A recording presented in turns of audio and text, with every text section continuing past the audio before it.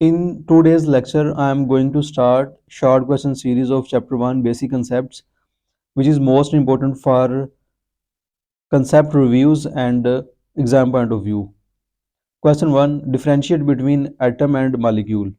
Atom और molecule में क्या difference है? Atom, the smallest particle of an element which may or may not have independent existence is called an atom. पहली बात, atom किसी भी एलिमेंट का स्मॉलेस्ट पार्टिकल है. नंबर टू, ये इंडिपेंडेंटली एग्जिस्ट कर भी सकता है और इंडिपेंडेंटली एग्जिस्ट नहीं भी कर सकता. किस सिचुएशन में इंडिपेंडेंटली एग्जिस्ट करेगा? नोबल गैसेस के केसेस में. और इंडिपेंडेंटली एग्जिस्ट कब नहीं करेगा? हाइड्रोजन, नाइट्रोजन, ऑक्सीजन और दूसरे इस तरह के मॉलिक्यूल्स में. हाइड्रोजन का एक एटम इंडिपेंडेंटली एग्जिस्ट नहीं करता जबकि इसका H2 मॉलिक्यूल एग्जिस्ट करता है. नाइट्रोजन का एक एटम एग्जिस्ट नहीं करता जबकि इसका N2 मॉलिक्यूल एग्जिस्ट करता है. मॉलिक्यूल, मॉलिक्यूल किसी भी प्योर सब्सटेंस का स्मॉलेस्ट पार्टिकल है जो हमेशा विच कैन एग्जिस्ट इंडिपेंडेंटली, जो इंडिपेंडेंटली एग्जिस्ट करेगा उसको हम मॉलिक्यूल कहेंगे. तो नोबल गैसेस के एटम्स उनके मॉलिक्यूल्स भी हैं. ऑक्सीजन मॉलिक्यूल, तो मॉलिक्यूल में एटम्स सेम भी हो सकते हैं और डिफरेंट भी हो सकते हैं. जिस तरह O2 O3 में सेम है, P4 में सेम है, जबकि ग्लूकोज में एटम्स डिफरेंट है. तीन तरह के एटम है यहाँ पे, C6H12O6, carbon, hydrogen and oxygen. Question 2, why atoms can not be observed by an ordinary optical microscope. एक आम ऑप्टिकल माइक्रोस्कोप से एटम्स को ऑब्जर्व क्यों नहीं किया जा सकता? उसकी वजह है atoms are extremely small. Atoms बहुत ज़्यादा स्मॉल हैं. It is not possible actually to see them even with a powerful optical microscope. ये पॉसिबल नहीं है कि एटम को हम देख सकें एक पावरफुल ऑप्टिकल माइक्रोस्कोप से. माइक्रोस्कोप में यूज़ करते हैं बीम ऑफ लाइट, जिससे हम उन ऑब्जेक्ट्स को देख सकते हैं जिनका साइज 500 नैनोमीटर हो या इससे अबव हो. और एटम का साइज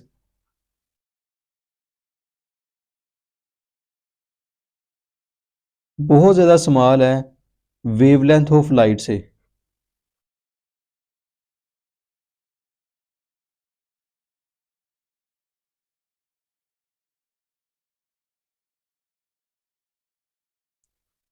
इसलिए ऐसे ऑब्जेक्ट्स जिनका साइज लाइट की वेवलेंथ से स्मॉलर है उनको हम ऑप्टिकल माइक्रोस्कोप से ऑब्जर्व नहीं कर सकते. It can only measure the size of an object up to or above 500 nanometer. So clear and accurate image of an object that is smaller than the wavelength of visible light, जिसका size smaller है visible light की wavelength से, can not B obtained with optical microscopes.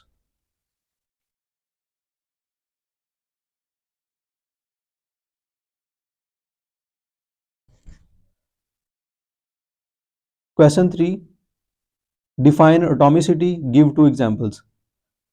किसी भी molecule में atoms की तादाद उसकी एटॉमिसिटी कहलाती है. The number of atoms present in a single molecule is called its atomicity. Water की एटॉमिसिटी 3 है, इसमें 3 एटम्स हैं. H2SO4 2 + 1 + 4, इसमें 7 एटम्स हैं. तो H2SO4 की एटॉमिसिटी 7 है जबकि वाटर की एटॉमिसिटी 3 है. Question 4, differentiate between homoatomic and heteroatomic molecule with examples. Homoatomic molecule ऐसे मॉलिक्यूल्स होते हैं जो एक जैसे एटम्स के कंबाइन करने से बनते हैं, जैसे O2 Cl2 O3, सारे एटम्स एक जैसे ही हैं. S8.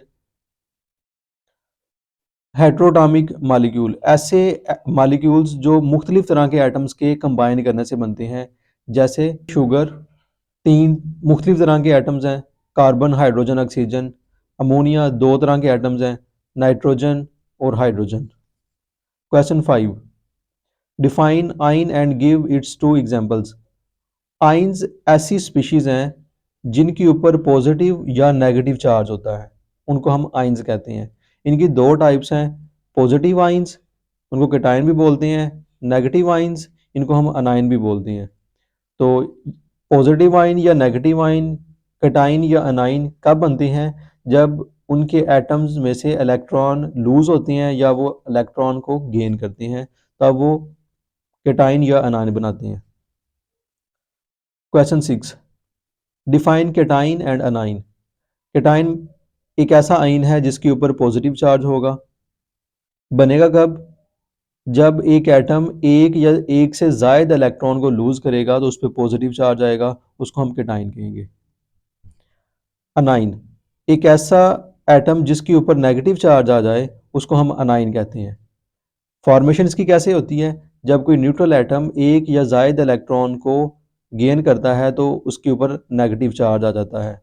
पॉजिटिव चार्ज कितना होगा, नेगेटिव कितना होगा, डिपेंड करेगा कि उसने कितने इलेक्ट्रॉन्स को लूज या गेन किया। क्वेश्चन 7, डिफाइन मॉलिक्यूलर आइन, give an example how it is formed. जिस तरह एक एटम पे अगर चार्ज आता है तो उसको हम बोलते हैं आइन। इसी तरीके से अगर किसी मॉलिक्यूल के ऊपर कोई चार्ज आता है इलेक्ट्रॉन के गेन या लूज करने से, उसको हम मॉलिक्यूलर आइन कहेंगे।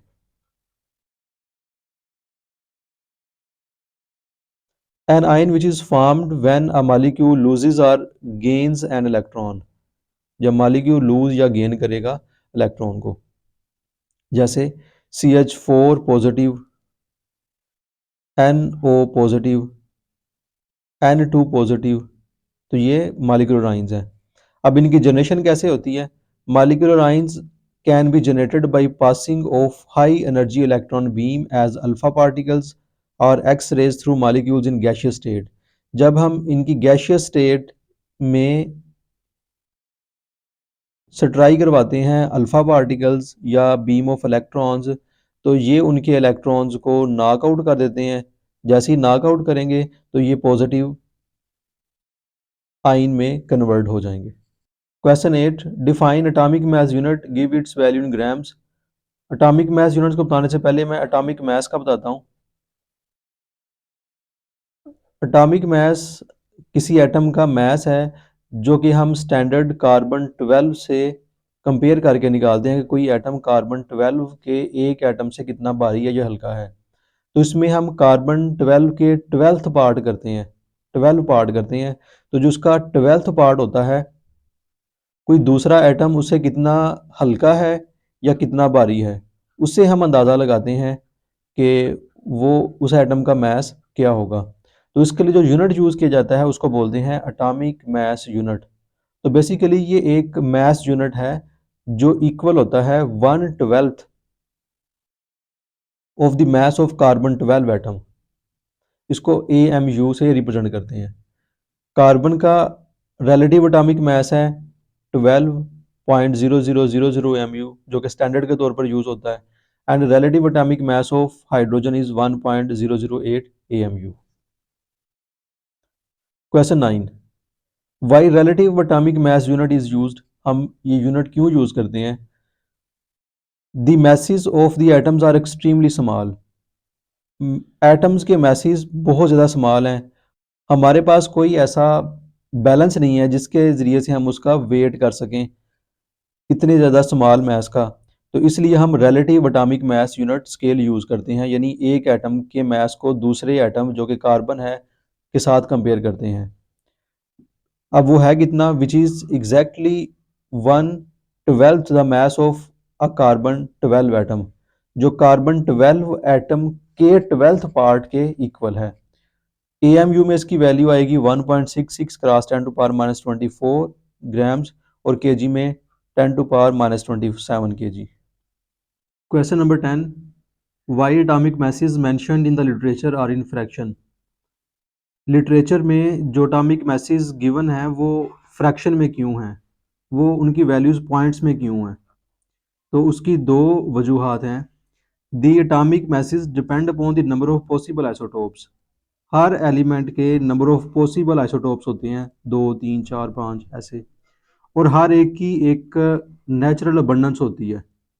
तो इस वजह से उनके एटॉमिक मैसेज फ्रैक्शंस में होते हैं।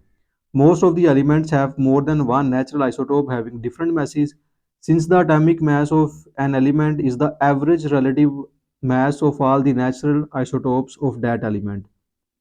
जैसे नियोन के 3 आइसोटोप्स यहाँ पे गिवन है। एक का मास 20 है, उसकी रिलेटिव अबंडेंस 90.92। दूसरा एटॉमिक मास 21, उसकी रिलेटिव अबंडेंस 0.257। तीसरे का मास 22 और उसकी रिलेटिव अबंडेंस 8.82 है। हर एक जिसका एटॉमिक मास है उसको रिलेटिव अबंडेंस से मल्टीप्लाई करके ऐड कर देंगे और 100 से डिवाइड करेंगे तो हमारे पास उनकी एवरेज एटॉमिक मास आ जाएगी जो कि फ्रैक्शन में है। इसलिए जो भी पीरियोडिक टेबल के अंदर एटॉमिक मासेस हमें गिवन है वो ज़्यादातर पॉइंट्स में है, फ्रैक्शन में है।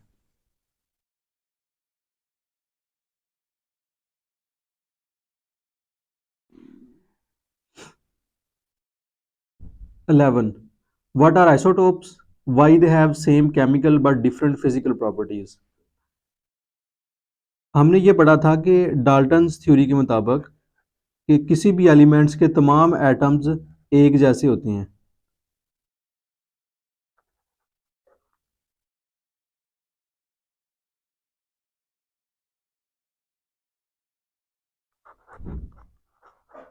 लेकिन तमाम एटम्स सेम नहीं होते, उनमें कुछ एलिमेंट्स के एटॉमिक मैसेज डिफरेंट होते हैं। एलिमेंट्स के वो एटम्स जिनके एटॉमिक मैसेज डिफरेंट हों लेकिन एटॉमिक नंबर सेम हों उन्हें हम आइसोटोप्स कहते हैं। The atoms of the same element having same atomic number but different atomic mass are called isotopes. Carbon के 3 आइसोटोप्स हैं, कार्बन 12, 13, 14। इनको हम एक्सप्रेस करते हैं C12, C13, C14 से। सेकंड पार्ट है क्वेश्चन का, why they have same chemical but different physical properties. Chemical properties depend करती हैं एटम की इलेक्ट्रॉनिक कन्फिग्रेशन पे।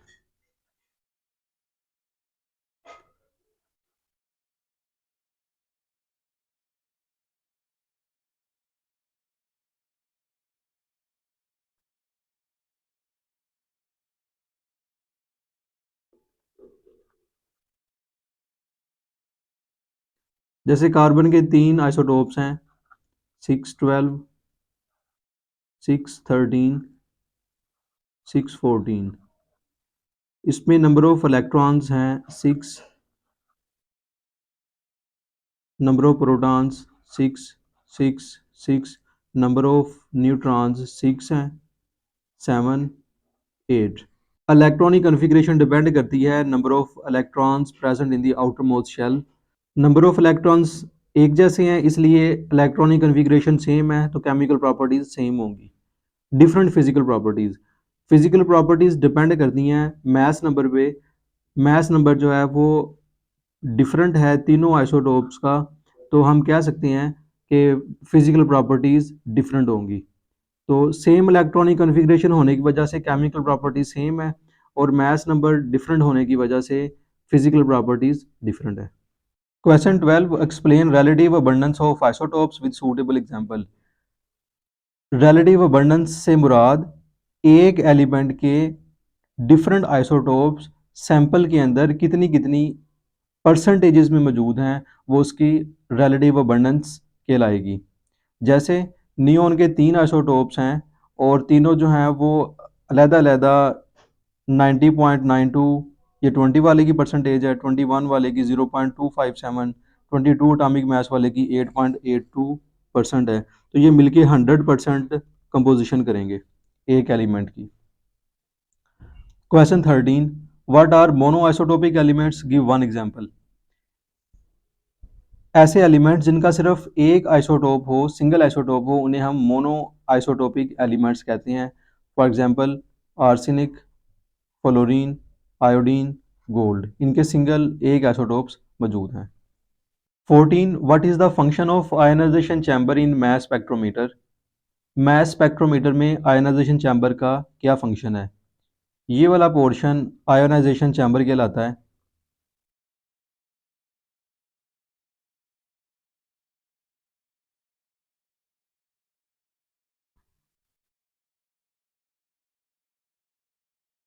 यहाँ पे हीटेड फिलामेंट से इलेक्ट्रॉन्स निकलते हैं जो यहाँ पे मौजूद एलिमेंट जो कि वेपर फेज में है जिसके आइसोटोप्स की रिलेटिव अबंडेंस फाइंड करनी है, उन पे से ट्राई करेंगे।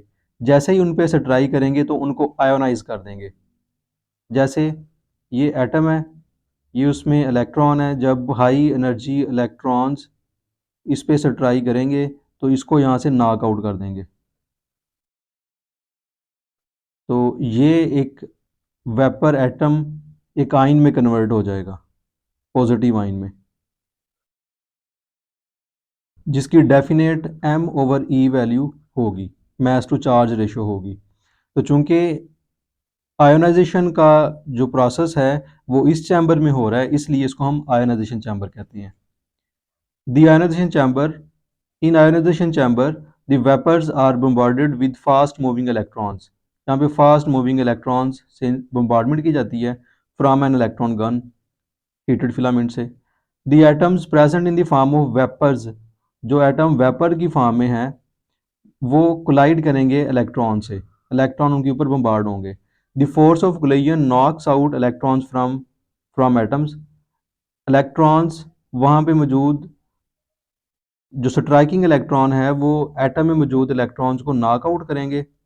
Usually one electron is removed from an atom, the atoms are turned into positive ions with different m over e values. तो यहाँ पे फिर different m over e value वाले पॉजिटिव आयंस बनेंगे। तो आयोनाइजेशन का फंक्शन क्या हुआ? Ionisation of atom is done in ionisation chamber. Ionisation chamber के अंदर आयोनाइजेशन होती है।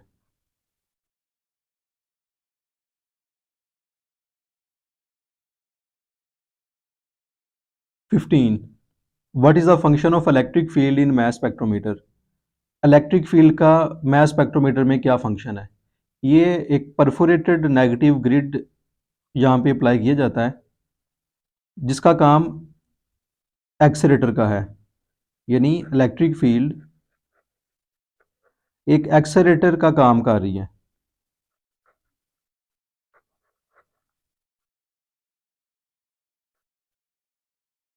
अब एक्सेलेरेटर से क्या मुराद है? क्योंकि आयनाइजेशन चैम्बर में पॉजिटिव आयंस बने थे बहुत सारे, तो इन पॉजिटिव आयंस को मूव करवाने के लिए एक negative grid high potential electric field apply की जाती है, जो कि 500 वोल्ट से लेकर 2000 वोल्ट्स के दरमियान उसकी वैल्यू होती है। तो एक स्ट्रॉन्ग फील्ड की वजह से पॉजिटिव आयंस उस प्लेट की तरफ, नेगेटिव प्लेट की तरफ बहुत तेज़ी के साथ मूव करेंगे। इस तरह आयंस की मूवमेंट के लिए इलेक्ट्रिक फील्ड अप्लाई की जाती है।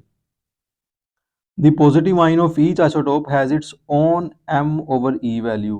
हर आयन की different m over e value होती है। When a potential difference of 500 to 2000 volts is applied between perforated accelerating plates, then these positive ions are strongly attracted towards the negative plates.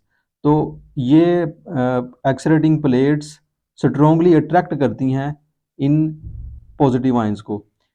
In this way electric field accelerate these positive ions, तो उन positive ions को acceleration मिलता है।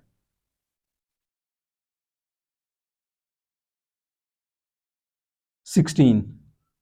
How the isotopes of an element are separated by mass spectrometer? Mass spectrometer में जो different E over M over E values वाले ions बने हैं, मैग्नेटिक फील्ड उनको कैसे सेपरेट करेगी?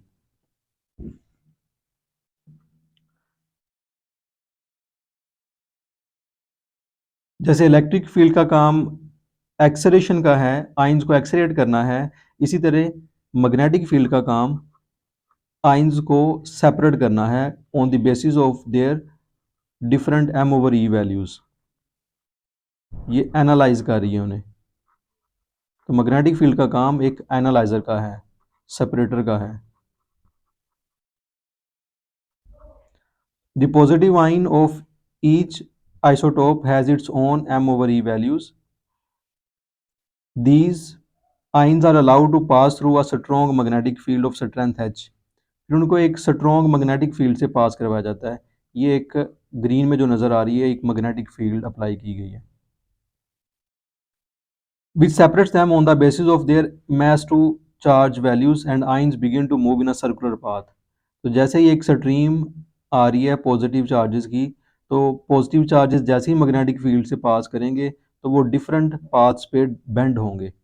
The path they take depends on the mass to charge ratios. So a magnetic field separates these isotopes.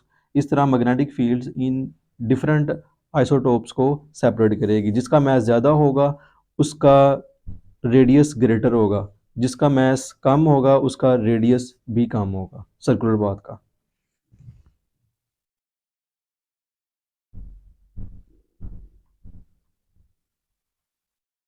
17.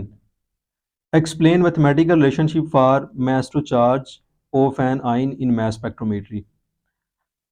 Overall जितने भी आइंस आइसोटोप्स के सट्राई करते हैं इलेक्ट्रोमीटर के ऊपर, उसके लिए हम एक मैथमेटिकल रिलेशनशिप यूज़ करते हैं. m/e is equal to H square R square over 2e. यहाँ पे h जो है वो स्ट्रेंथ ऑफ मैग्नेटिक फील्ड है, r path of circular orbit है जिसमें वो मूव करते हैं, सर्कुलर पाथ है, e strength of electric field है. तो इस रिलेशनशिप से हम आइंस की m/e वैल्यूज़ मालूम करते हैं. 18. What is mass spectrum? Mass spectrometry technique के ज़रिए से किसी भी एलिमेंट के आइसोटोप के एग्जैक्ट एटॉमिक मैसेज फाइंड किए जाते हैं. तो एट द एंड कंप्यूटर एक ग्राफ बनाता है रिलेटिव अबंडेंस के दरमियान में और मास टू चार्ज रेशोज़ या फिर एटॉमिक मैसेज के दरमियान, जिसको हम मास स्पेक्ट्रम कहते हैं. इसमें मास टू चार्ज रेशो या मास नंबर हम एक्स एक्सिस पे लेते हैं और रिलेटिव अबंडेंस वाई एक्सिस पे लेते हैं. तो यहाँ से हमें दो इंफॉर्मेशन मिलती हैं कि हर आइसोटोप की कितनी कितनी रिलेटिव अबंडेंस है. नंबर टू, हमें नंबर ऑफ पीक्स से ये अंदाज़ा होता है कि एक एलिमेंट के कितने आइसोटोप्स हैं. अगर एक 3 पीक्स नज़र आ रही हैं तो उस एलिमेंट के 3 आइसोटोप्स होंगे. तो ये नियोन को यहाँ पे शो किया हुआ है. अगर किसी एलिमेंट की 2 पीक्स नज़र आ रही ग्राफ में तो उसके 2 आइसोटोप्स होंगे. 19. Write only names of any 4 methods employed for the separation of isotopes. Isotopes की सेपरेशन के लिए कौन कौन से डिफरेंट 4 मेथड्स उनके नाम बताने हैं. तो यहाँ पे बताए हैं, एक गैशियस डिफ्यूजन है, थर्मल डिफ्यूजन है, distillation, ultracentrifuge, electromagnetic separation and laser separation. इन मेथड्स के ज़रिए से आइसोटोप्स को सेपरेट किया जाता है. 20. What is the justification of two strong peaks in the mass spectrum for bromine, while for iodine only one peak at 127 AMU is indicated? Bromine की 2 strong peaks बनती हैं जबकि आयोडीन की सिर्फ एक पीक बनती है 127 AMU पे. इसकी क्या रीजंस हैं? जैसे मैंने बताया कि जो नंबर ऑफ पीक्स हैं वो बताएंगे नंबर ऑफ आइसोटोप्स को. ब्रोमीन की 2 पीक्स हैं तो इसका मतलब है कि ब्रोमीन के नंबर ऑफ आइसोटोप्स 2 हैं. आयोडीन की एक पीक है तो इसका मतलब है कि आयोडीन का एक आइसोटोप है. mass spectrum of bromine. The two strong peaks in mass spectrum for bromine represent two different isotopes of bromine. ये ब्रोमीन के 2 आइसोटोप्स हैं, एक का मैस 79 है, एक का 81 है. इनकी रिलेटिव अबंडेंस 50.54 एंड 49.46 है.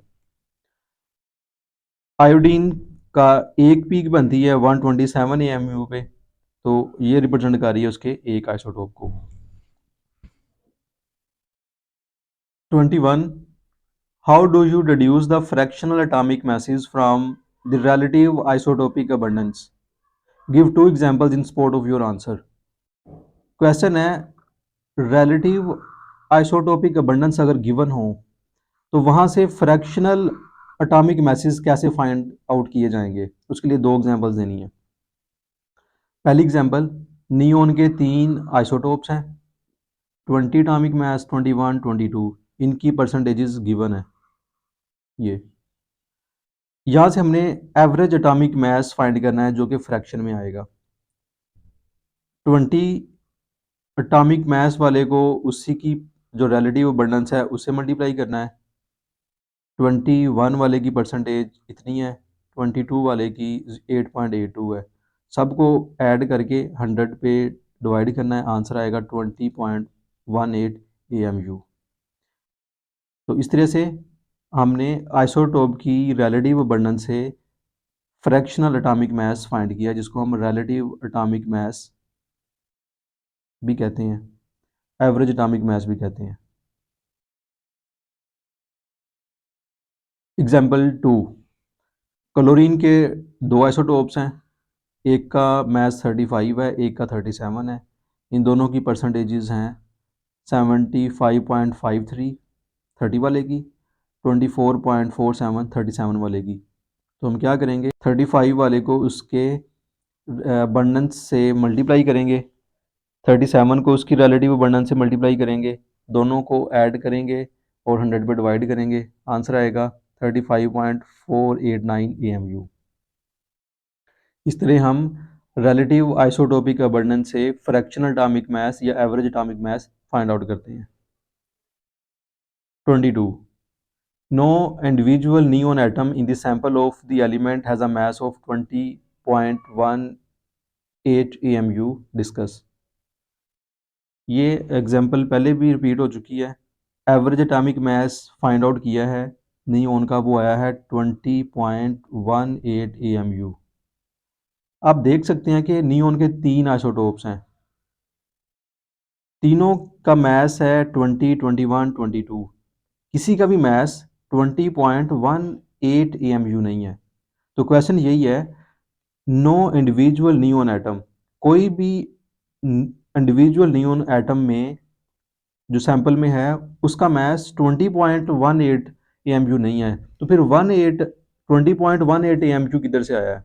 तो ये हमने निकाला है उसकी एवरेज एटॉमिक मास से। 23, differentiate between empirical and molecular formula. Empirical formula क्या है? The formula which gives simple whole number ratio of atoms, ऐसा फार्मूला जो किसी मॉलिक्यूल में मौजूद एटम्स की सिंपलेस्ट होल नंबर रेशो को बताए, वो एम्पिरिकल फार्मूला कहलाता है।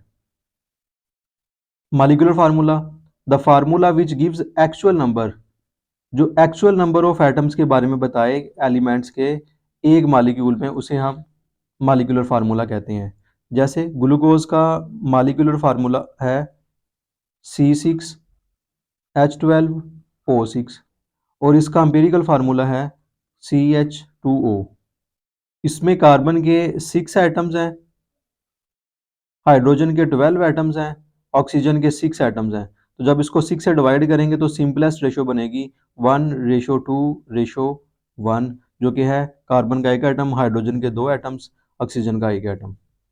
दूसरा point, sometimes the molecular formula and empirical formula of any compound becomes identical. बहुत सारे ऐसे कंपाउंड्स हैं जिनमें एम्पिरिकल और मॉलिक्यूलर फार्मूला सेम होते हैं।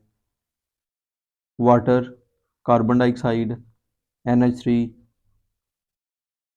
molecular formula of any compound sometimes become identical with empirical formula and sometimes it becomes multiple of empirical formula। molecular formula हम find करते हैं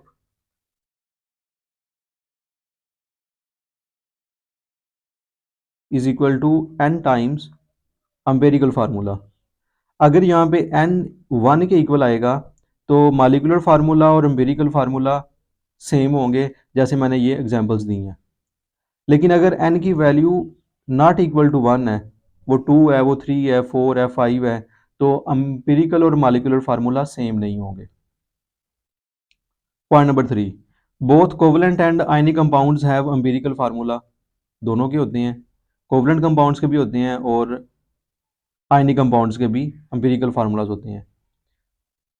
ionic compounds do not have molecular formula, चूंकि ionic compounds मुश्तमिल होते हैं formula units पे, तो उनका फार्मूला यूनिट ही उनका एम्पिरिकल फार्मूला कहलाता है। आयनिक कंपाउंड्स में मॉलिक्यूल्स नहीं होते, जब उनमें मॉलिक्यूल्स नहीं होंगे तो फिर उनके मॉलिक्यूलर फार्मूलाज भी नहीं होंगे। 24, write down the 4 steps for determination of empirical formula. Empirical formula किसी भी कंपाउंड का कैलकुलेट करने के लिए 4 स्टेप्स किए जाते हैं। Number 1, determination of the percentage composition. Percentage पहले मालूम हो उन एलिमेंट्स की जो उस कंपाउंड में मौजूद हैं। उसके लिए हम यूज़ करते हैं formula percentage of an element is equal to mass of the element in gram divided by mass of compound into 100। इस फार्मूले से हम परसेंटेज फाइंड करेंगे एलिमेंट्स की, चाहे वो कार्बन हो, हाइड्रोजन हो, नाइट्रोजन हो, कोई भी हो। लेकिन अगर कंबस्टन एनालिसिस इस्तेमाल हो रहा है तो उसके लिए हम परसेंटेज ऑफ कार्बन इस फार्मूले से और परसेंटेज ऑफ हाइड्रोजन इस फार्मूले से, परसेंटेज ऑफ ऑक्सीजन हम फाइंड करेंगे डिफरेंस फार्मूले से 100 minus percentage of carbon plus percentage of hydrogen. तो फर्स्ट स्टेप है डिटर्मिनेशन ऑफ परसेंटेज कंपोजिशन। हम इन फार्मूलाज से परसेंटेज फाइंड कर लेंगे।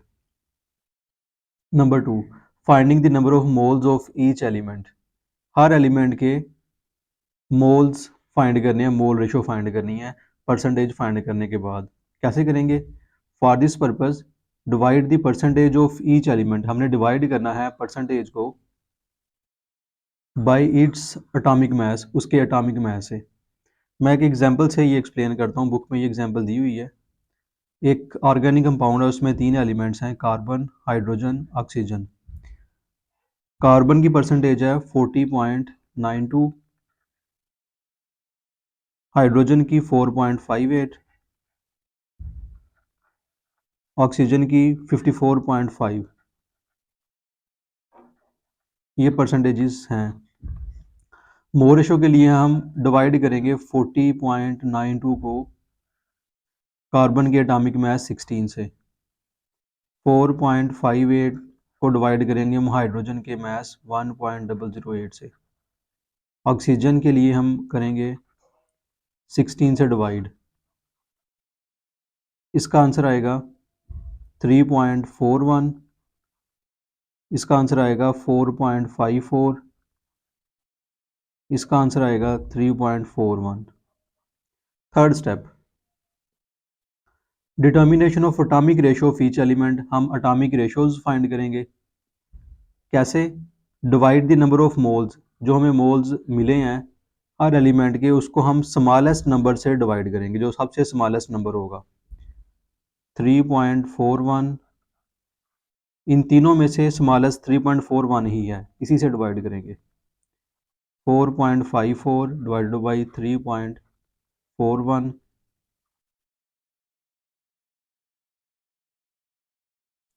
इसका आंसर आएगा 1, इसका 1.33, इसका 1। Fourth step, if the atomic ratio a simple whole number. अगर ये होल नंबर में होगा तो वही उसका एम्पेरिकल फार्मूला बन जाएगा, otherwise multiply it with a suitable digit to get the whole number atomic ratio. तो अब मैं इसको, जो मेरा आंसर आया है ये होल नंबर में नहीं है, इसको मैं 3 से मल्टीप्लाई करूँगा, इसको भी 3 से करूँगा, इसको भी मैं 3 से करूँगा। ये आएगा 3, ये आएगा 4, ये आएगा 3। तो कार्बन के 3 एटम्स हो गए, हाइड्रोजन के 4 एटम्स, ऑक्सीजन के 3 एटम्स। ये एम्पेरिकल फार्मूला हम इन 4 स्टेप से फाइंड आउट करेंगे। 25, write function of magnesium perchlorate and KOH in combustion analysis.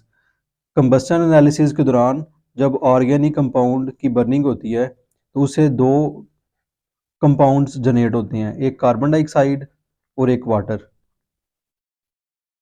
Carbon dioxide को एब्जॉर्ब करने के लिए 50% क्यूएच यूज़ किया जाता है, जबकि वाटर वेपर्स को एब्जॉर्ब करने के लिए मैग्नीशियम परक्लोरेट यूज़ करते हैं। ये इनके फंक्शंस हैं। Right formulas, question 26, right formulas for the percentage of carbon hydrogen. Combustion analysis में परसेंटेज ऑफ कार्बन फाइंड करते हैं mass of carbon dioxide over mass of organic compound into 12 और 44 into 100। Hydrogen के लिए mass of water over mass of organic compound into 2.016 over 18 into 100। Oxygen के लिए मैंने पहले बताया 100 minus percentage of carbon plus percentage of hydrogen.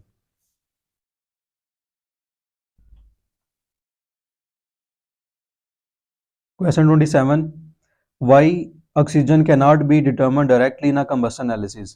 Combustion analysis में oxygen directly क्यों नहीं फाइंड आउट करते या मालूम हो सकती। Oxygen can not be determined directly in combustion analysis because oxygen is coming from two sources, from compound, organic compound उसमें भी ऑक्सीजन हो सकती है, जैसे ये ऑर्गेनिक कंपाउंड है C3H4O3, इसमें भी ऑक्सीजन है। और जो ऑर्गेनिक कंपाउंड बर्न हो रहा है ऑक्सीजन की मौजूदगी में, ये एडिशनली भी सप्लाई की जाती है, ऑक्सीजन सप्लाइड फ्रॉम कंबस्टन, तो फिर कार्बन डाइऑक्साइड और वाटर वेपर्स प्रोड्यूस होते हैं। तो ऑक्सीजन आ रही है दो सोर्सेज से, इसलिए हमारे पास कोई ऐसा मेथड नहीं है कि सेपरेटली हम इनको फाइंड आउट कर सकें, तो इसलिए हम डिफरेंस मेथड के ज़रिए से ऑक्सीजन की परसेंटेज फाइंड करते हैं। Question 29, what is molecular formula. Molecular formula किसी मॉलिक्यूल में मौजूद एलिमेंट्स के एटम्स की एक्चुअल तादाद के बारे में इंफॉर्मेशन देता है। जैसे हाइड्रोजन परऑक्साइड का मॉलिक्यूलर फार्मूला है H2O2, बेंजीन का C6H6, ग्लूकोज C6H12O6। तो ये एक्चुअल नंबर्स बता रहा है जो उस मॉलिक्यूल में मौजूद हैं। अगर हमें एम्पिरिकल फार्मूला गिवन हो, उसको हम एक n से मल्टीप्लाई करेंगे जो कि सिंपल इंटीजर है, तो हमें मॉलिक्यूलर फार्मूला फाइंड होगा। तो ये दूसरा क्वेश्चन का part, how it is related with empirical formula, तो ये n multiply by empirical formula हमें मॉलिक्यूलर फार्मूला मिलेगा। 30, molecular formula is nth multiple of empirical formula. ये लास्ट क्वेश्चन में भी है कि हम एम्पिरिकल फार्मूला को किसी नंबर n से मल्टीप्लाई करते हैं, तो ये उसका nth मल्टीपल है। यहाँ पे n क्या है, एक सिंपल इंटीजर है जो कि इक्वल है molecular mass over empirical formula mass. For example, molecular formula of glucose C6H12O6, इसका एम्पिरिकल फार्मूला है CH2O। अगर हमें एम्पिरिकल फार्मूला गिवन हो और मोलर मास गिवन हो उस कंपाउंड का, मोलर मास ऑफ ग्लूकोज जो कि 180 ग्राम पर मोल है, तो हम उसका मॉलिक्यूलर फार्मूला कैलकुलेट कर सकते हैं। यहाँ पे n जो है ये molecular mass 180, empirical formula mass 12 + 2 + 16 30, यहाँ पे आंसर आएगा 6। तो मॉलिक्यूलर फार्मूला इसका इक्वल होगा 6 × CH2O। 6 को मल्टीप्लाई कर दें, C6H12O 6। Question 31, give the main points for the determination of molecular formula. Molecular formula find करने के स्टेप्स भी वही हैं जो एम्पिरिकल फार्मूला के हैं, सिर्फ एक स्टेप एक्स्ट्रा है। जैसे पहले स्टेप में फाइंड की थी परसेंटेज कंपोजिशन, फिर उसके बाद एटॉमिक रेशो मोल रेशो के बाद एम्पिरिकल फार्मूला कैलकुलेट किया था, और थर्ड स्टेप है मॉलिक्यूलर फार्मूला कैलकुलेट करना।